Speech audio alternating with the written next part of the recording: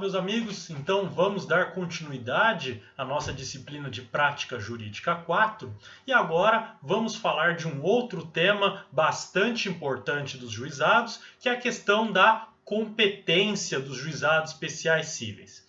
E aqui, ao invés de começarmos falando lá do artigo 2º e seguintes, que tratam especificamente da competência dos juizados, eu quero tratar de um tema aí complementar que se relaciona aí e que não está necessariamente no início aí da nossa lei 9.099, mas é também de suma importância para a compreensão do funcionamento desses juizados, que é a questão da conciliação e da transação nos juizados especiais cíveis.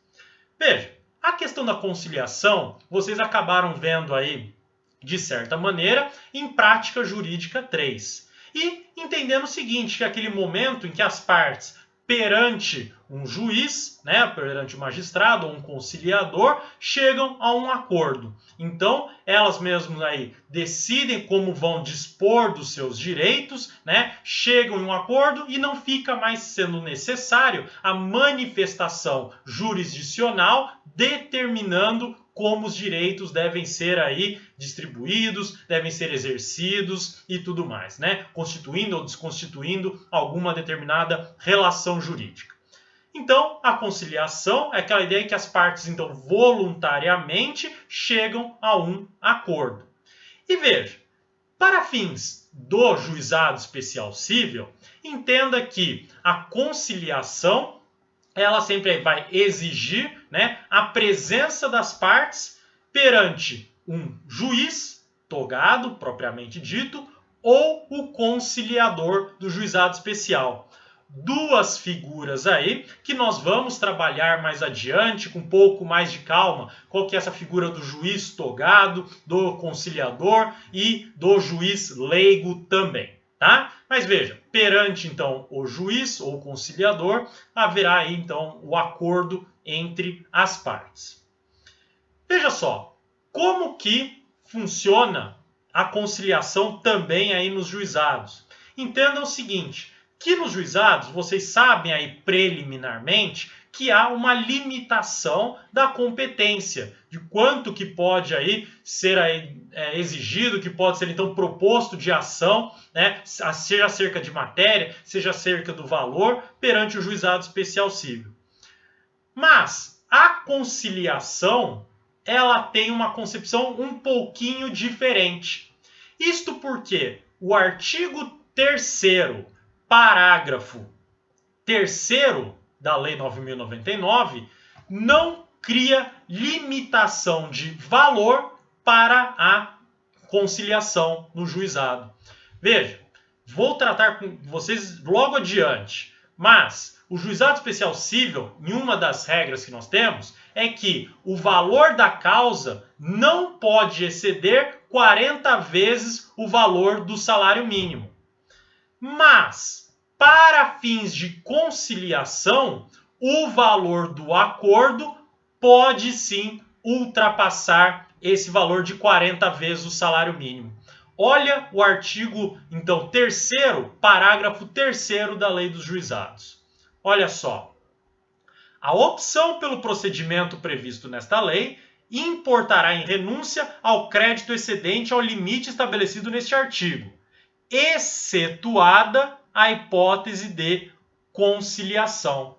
Então veja, se eu estiver diante de uma ação a ser decidida pelo juiz do juizado, essa ação terá todo o valor que ultrapassar o limite de 40 salários mínimos, terá então entendido como uma renúncia. Então, se é 41 vezes salários mínimos ou 42, uma vez ou duas vezes é entendido como renunciado pela parte e somente aí poderá ser cobrados 40 salários mínimos. Mas, se o acordo entre as partes ultrapassar esse valor de 40 salários mínimos, tudo bem, ele vai ser homologado da mesma maneira, tranquilamente, sem importar em qualquer renúncia, tá bom? Então veja que aí já temos uma diferença crucial no funcionamento da conciliação no Juizado Especial Civil, tá? Além disso, temos uma outra referência à ideia de conciliação na Lei 9.099, que está lá no artigo 51, inciso 2º. Olha aí na sua tela. Artigo 51 vai tratar das situações, as hipóteses que há extinção do processo, né? Então, extingue-se o processo além dos casos previstos em lei. E o inciso 2º vai dizer o seguinte: quando inadmissível o procedimento instituído por esta lei ou seu prosseguimento após a conciliação. O que ele está dizendo aqui? Que pode ser que a ação em si, o processo, ele não deveria estar correndo em razão da sua matéria ou até em razão do seu valor, né?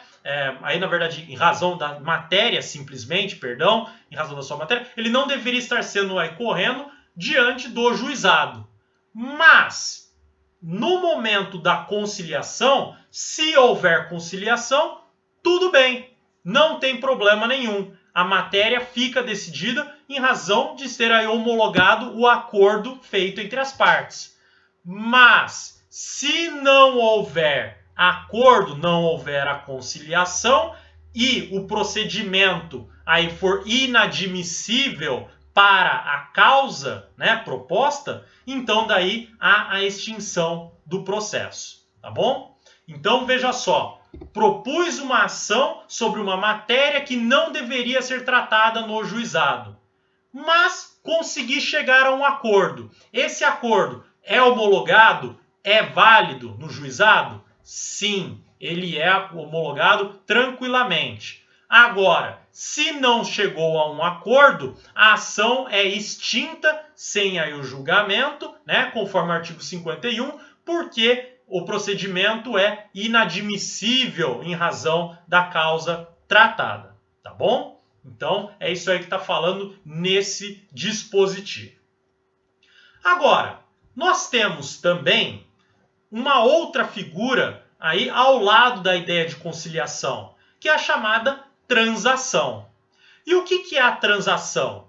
A transação é um ato aí de iniciativa exclusiva das partes, em que elas, entre si, chegam a um acordo e depois levam para o Poder Judiciário para que um juiz homologue esse acordo.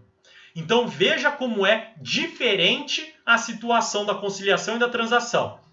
Na conciliação, eu estou perante o juiz e eu chego num acordo. E ele homologa aquele acordo feito na sua presença. Agora, na transação, eu fiz um acordo com a parte contrária, sem estar numa audiência, e depois eu pego esse acordo e levo para o Poder Judiciário. Seja no meio de uma ação para mostrar para o juiz que chegamos num acordo para ele homologar e encerrar a ação, seja porque eu fiz um acordo que eu quero que haja uma confirmação pelo juiz. Eu quero que ele dê aí uma legitimidade maior para esse acordo. Então eu posso propor uma ação judicial, uma ação aí homologatória do acordo, para que o juiz homologue e tenha um efeito interessante. Por quê? A sentença homologatória de acordo, ela constitui um título executivo judicial. O que significa isso? Que se o acordo for descumprido, eu já posso entrar com um processo de execução ou então iniciar uma fase de execução nesse próprio processo, depende aí das circunstâncias, tá? Para cobrar aquilo que foi descumprido deste acordo. Então veja, eu pulo uma etapa processual e é muito importante para ganhar tempo dentro de um processo. Porque senão, se eu não levo o acordo para a homologação, o que eu preciso fazer? Propor uma ação de conhecimento para que o juiz reconheça a existência daquele direito para só depois adentrar a fase de execução. Então é interessante, para determinados acordos, determinadas transações, que se leve a juízo, né? No caso é de não ter nenhuma ação pendente, que se leve a juízo para que ele homologue e se torne já um título executivo judicial. Ou seja, ter aí essa aptidão de poder iniciar a fase de execução ou então iniciar um processo de execução diretamente para cobrar aquilo que não foi cumprido no acordo. Tá bom? Sobre essa questão da transação, como que funciona no juizado especial cível? É possível levar esse acordo? Sim, é possível ser levado lá no juiz do juizado, perante o juiz do juizado especial cível. E isso aí você tem previsão lá no artigo 57 da Lei 9.099. Olha aí na sua tela. O acordo extrajudicial de qualquer natureza ou valor poderá ser homologado no juízo competente, independentemente de termo, valendo a sentença como título executivo judicial. Olha só como é interessante isso para o juizado. O acordo, qualquer que seja, então, essa transação, esse acordo extrajudicial, pode ser de qualquer natureza, ou seja, tratar de qualquer matéria ou de qualquer valor. E ele pode ser homologado pelo juízo do juizado especial cível.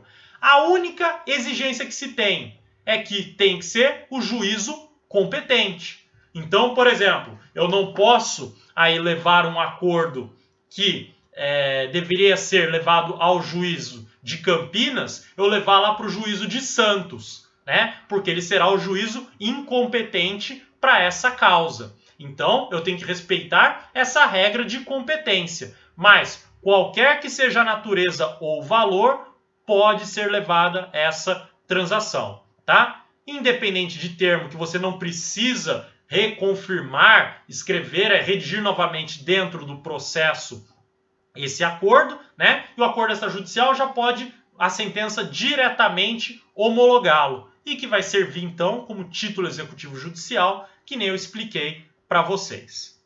Daí veja o parágrafo único, que vai dizer que valerá como título extrajudicial o acordo celebrado pelas partes, por instrumento escrito, referendado pelo órgão competente do Ministério Público. Então veja, se foi feito um acordo entre as partes e o Ministério Público referendou esse acordo, então digamos que acontece o seguinte: alguém faz uma denúncia para o Ministério Público de alguma ocorrência, alguma violação a um direito indisponível, um interesse difuso ou coletivo, né, dentro da competência do Ministério Público. E daí o Ministério Público, então, chama as partes para uma audiência interna própria lá no Ministério Público, né, dentro do seu procedimento administrativo aí de investigação, e nele ele resolve fazer o que chama de termo de ajustamento de conduta, que é o TAC.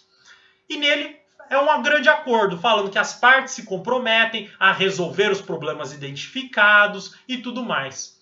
Se esse acordo for descumprido, o Ministério Público já pode, como título executivo extrajudicial, aí executar esse acordo conforme o artigo 57, parágrafo único. Então ele já fala que valendo como título extrajudicial esse acordo, né, tendo a participação do órgão do Ministério Público, o promotor, ele pode então já executar diretamente, iniciar na fase de execução diretamente esse título, que é esse acordo. Tá bom? Muito bem, pessoal. Com isso, podemos partir aí para a ideia aí de competência em si dos juizados. E a primeira ideia que eu resgato aqui para vocês, que é muito importante, que a ideia primeiro de que mudamos o paradigma, conforme o artigo 98, inciso 1º da Constituição, que juizado especial não é juizado de pequenas causas, né? Que não é só o reduzido valor econômico, mas trata também de causas de menor complexidade. E isso, veja que é uma orientação que fica muito clara, né? No artigo 3º caput da Lei 9.099. Olha só o caput do artigo 3º. O juizado especial cível tem competência para conciliação, processo e julgamento das causas cíveis de menor complexidade, assim consideradas. E daí as hipóteses aqui. Mas vezes que já fala menor complexidade, ou seja, o critério pode ser outro além do valor, tá bom? Muito bem. Ainda, que podemos mais falar sobre isso? Veja que, se eu tenho uma causa de competência dos juizados, eu preciso necessariamente propor a ação no juizado especial cível? A resposta é negativa, tá? Isso confirmado pelo enunciado número 1 do FONAGE também, tá? Dizendo que o exercício do direito de ação nos juizados especiais, né, ele é facultativo para o autor.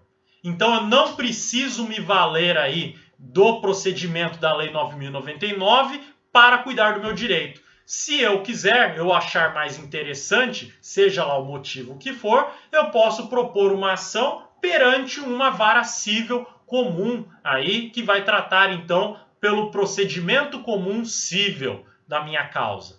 Mas, se para mim for interessante, eu posso propor ação perante um juizado especial cível, que normalmente seria muito mais interessante. Mas cuidado, que essa facultatividade para a propositura de ação no juizado é somente nas ações de competência aí que são tratadas próprias pela Lei 9.099. Por quê? As ações que são aí próprias do Juizado Especial Federal e do Juizado Especial da Fazenda Pública têm aí exercício obrigatório. Ou seja, a competência deles é absoluta. Logo, se eu tenho uma causa que se encaixa na competência do Juizado Especial Federal ou do Especial da Fazenda Pública, eu preciso propor ação perante esses juizados. Então veja que a regra é diferente para esses dois juizados aí, tá bom? Legal. Como que eu vou aferir essa ideia de menor complexidade? Veja que a primeira ideia que vem na nossa cabeça é que a menor complexidade diria respeito ao direito material em si, né? Se o direito aí em discussão sobre o seu exercício ou não, Constituição, Desconstituição, se ele é complexo em si. Mas não só isso deve ser considerado por você aí, intérprete. Entenda também que a complexidade deve ser verificada em razão da prova também. E isso está aí confirmado também pelo enunciado 54 do FONAGE, que vai dizer que a menor complexidade da causa para a fixação da competência é aferida pelo objeto da prova e não em face do direito material. Então, por mais que o direito material possa ser complexo em si, se a prova é singela, simples de ser produzida, ainda há competência do juizado especial cível. Agora, se até mesmo o direito material ele é simples, mas a prova é complexa, daí então afasta a competência dos juizados especiais, tá? Para dar um outro exemplo aí para questões de prova complexa e tudo mais. Veja, enunciado do FONAGE número 69 vai dizer que as ações envolvendo danos materiais, envolvendo danos morais, tá? Danos morais não constituem por si só matéria complexa. Então veja, pode ser que aferir o dano moral se torne complexo e daí afasta a competência do juizado especial. Mas se não for o caso, dano moral pode ser aí aferido, percebido então no juizado e feito o cálculo da fixação da indenização pelo dano moral, tá bom? Então, temos aí um bom exemplo de que a complexidade do direito não necessariamente acarreta na incompetência do juizado, tá bom? Muito bem, vamos então para as hipóteses de competência do juizado especial cível.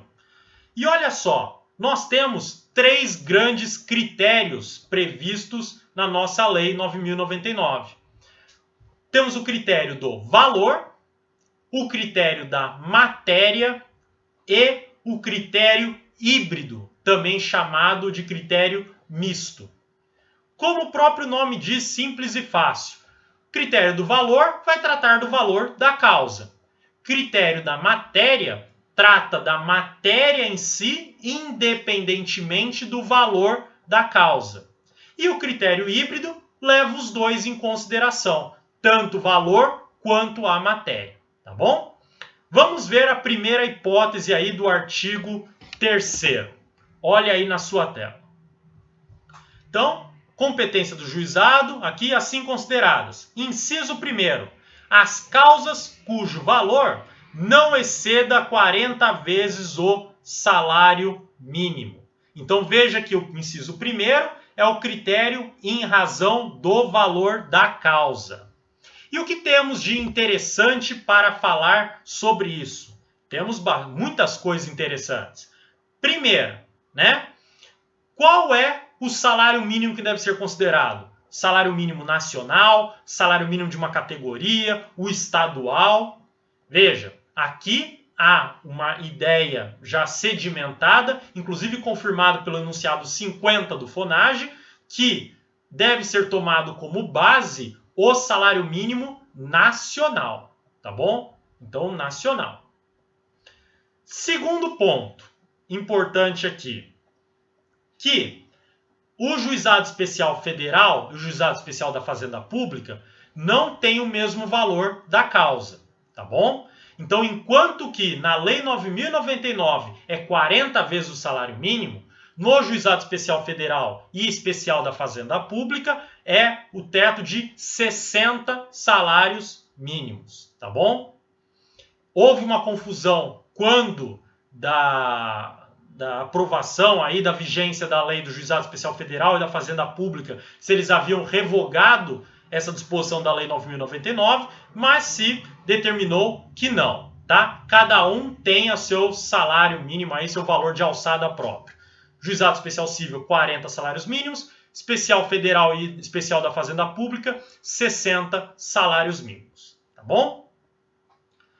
Muito bem, como também eu falei para vocês, escolher o procedimento do Juizado Especial Civil acarreta na renúncia de todo o valor que excede os 40 salários mínimos. Então, se a minha causa tinha valor de 45 salários mínimos, eu estou renunciando 5 salários mínimos, salvo o caso de conciliação que nós já trabalhamos.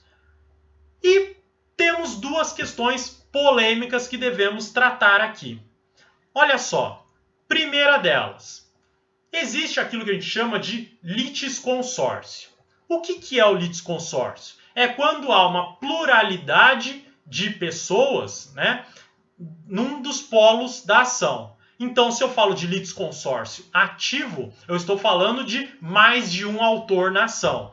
E quando eu falo de litisconsórcio passivo, eu estou falando de mais de um réu aí na ação. Muito bem. Vamos dizer que eu tenho aí 4 autores para uma ação no Juizado Especial Civil. E essa ação tem que estar aí, então, até 40 vezes os salários mínimos, o salário mínimo. Muito bem. Como que deve ser feito o respeito a esse limite de 40 salários mínimos? É 40 salários mínimos para cada um dos autores ou é globalmente, vendo aí, 40 salários mínimos para todos os autores da ação? Aqui já se sedimentou o entendimento que deve ser considerados 40 salários mínimos individualmente. Então, olha só, a causa pode ter aí no fim, né, o valor de 160 salários mínimos. Por quê? Porque tivemos aí 4 autores com 40 salários mínimos para cada um dos direitos deles envolvidos. Então, veja que sempre deve se considerar individualmente e não globalmente o valor dos 40 salários mínimos, tá bom? Segunda questão importante que deve ser trabalhada aqui. É o seguinte, por vezes, você pode pedir aí uma liminar, por exemplo, para o juiz, para que o réu deixe de realizar determinada conduta ou então comece a realizar alguma conduta. Um exemplo clássico aí é aquele réu que está construindo alguma coisa e está tendo um perigo de ruína dessa construção e que pode danificar o meu próprio patrimônio, né? O meu próprio imóvel e tudo mais. Ou então, aqueles casos mais graves, que vocês até podem ter visto comigo em prática jurídica 1, né? Caso que eu peço liminarmente para que o juiz obrigue alguém a fazer uma cirurgia em mim e depois, em razão de risco de vida, para depois verificar se era devido mesmo a cirurgia ou não. E assim vai. Temos diversos exemplos possíveis aí, né, de liminares que podem ser concedidas. E o juiz, nessa situação, ele pode instituir uma multa pelo descumprimento da sua medida jurisdicional, né? Que são as astrentes, que a gente chama aí, né? Que a gente puxou aí essa expressão do francês, as astrentes, que elas então são essas multas que podem ser incluídas para obrigar o cumprimento de uma determinação judicial. E isso tem previsão própria no Código de Processo Civil. Muito bem. Vamos dizer que foi instituída uma multa pelo descumprimento. E o réu descumpre a decisão, aí a determinação judicial. O valor da multa ficará adstrito ao teto de 40 salários mínimos, ou seja, no momento que a multa chegou no valor de 40 salários mínimos, ela para de contar? Veja que a resposta é negativa, tá bom? A multa cominatória, aí, ela não está limitada ao valor de 40 salários mínimos, tá bom? Por quê? Porque ela é uma penalidade à parte pelo descumprimento da decisão judicial. E se é uma penalidade, ela não pode ter limitação aí do valor da causa. Ela vai enquanto o réu descumprir a decisão judicial. Então pode ultrapassar aí o valor determinado pela Lei 9.099 de 40 salários mínimos para valor da causa e não para a multa. Essa ideia vocês encontram no enunciado número 144 do FONAGE, tá bom? E também encontram aí no enunciado 22 e no 120 também, mas principalmente no 144 do FONAGE, ok? Agora, uma questão interessante aqui, que eu gosto de falar o seguinte, que veja só, nós tivemos aí a revogação do Código de Processo Civil de 73 pelo Código de Processo Civil de 2015. Mas eu digo para vocês que o Código de Processo Civil de 73, ainda que tenham causas que ainda deve aplicar aí, deve ser feita a apreciação conforme as regras contidas nele anteriormente, ele ainda está vivo, como um zumbi, ou até mesmo aí respirando por aparelhos, digamos assim, né? Porque existe ainda um excerto desse Código de Processo Civil de 73 que está vivo, tá? Olha só que bizarro. Olha aí a Lei 9.099, o inciso 2º. Olha que vai dizer que a competência do Juizado Especial Cível, as causas, então, as enumeradas no artigo 275, inciso 2º do Código de Processo Civil. Se você for para o Código de Processo Civil de 2015, você não vai entender nada. Por quê? Porque o artigo 275, inciso 2º, ele é, na verdade, referência aqui ao Código de Processo Civil de 73. E daí você vai falar, bom, se revogou o Código de Processo Civil de 73, não tem mais como aplicar esse inciso 2º, né, professor? Olha a confusão que foi feita aqui para a legislação, para vocês verem como que ficou o negócio. Ao invés de eles alterarem diretamente essa Lei 9.099, junto com o Código de Processo Civil de 2015, eles resolveram dizer o seguinte, lá no artigo 1063 do Código de Processo Civil. Olha aí na sua tela. Até a edição de lei específica, os juizados especiais cíveis previstos na Lei 9.099 continuam competentes para o processamento e julgamento das causas previstas no 275, inciso 2 do Código de Processo Civil de 73. Olha só, pessoal.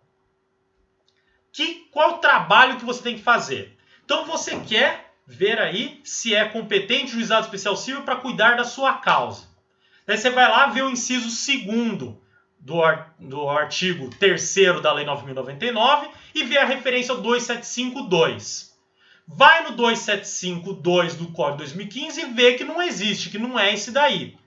Daí você continua lendo o Código de Processo Civil e verifica que o 1063 vai dizer que o 275.2 é do Código de Processo Civil de 73, que ainda é válido para fins de juizado.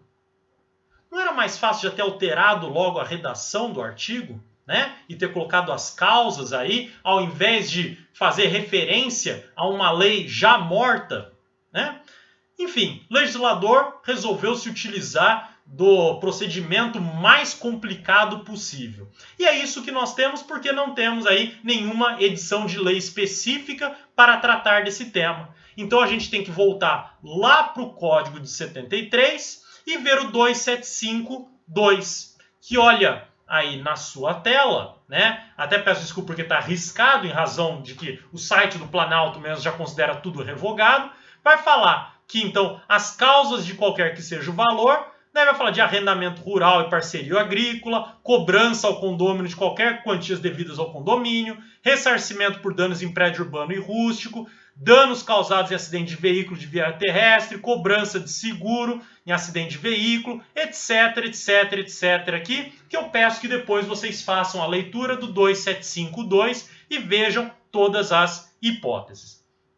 Então, o que vocês têm que entender aqui é o seguinte, que essas hipóteses do 275.2, independentemente do valor, somente em razão do critério matéria, podem ser propostos aí no juizado especial civil. Então, se eu tenho uma colisão de veículos e que teve um dano aí de R$1 milhão, não importa. Dano por colisão de veículo, eu posso propor uma ação perante o juizado especial civil, conforme o artigo 3º, inciso 2º, tá bom? O critério valor será aplicado somente aí ao inciso 1º, tá certo? Esse inciso 2º, o critério é somente matéria. Ok, pessoal? Então, era isso que eu gostaria de trabalhar aqui com vocês na aula de hoje. E na próxima aula continuamos aí desenvolvendo as questões acerca aí da competência dos juizados especiais cíveis. Ok? Muito obrigado aí pela atenção de todos e até a próxima.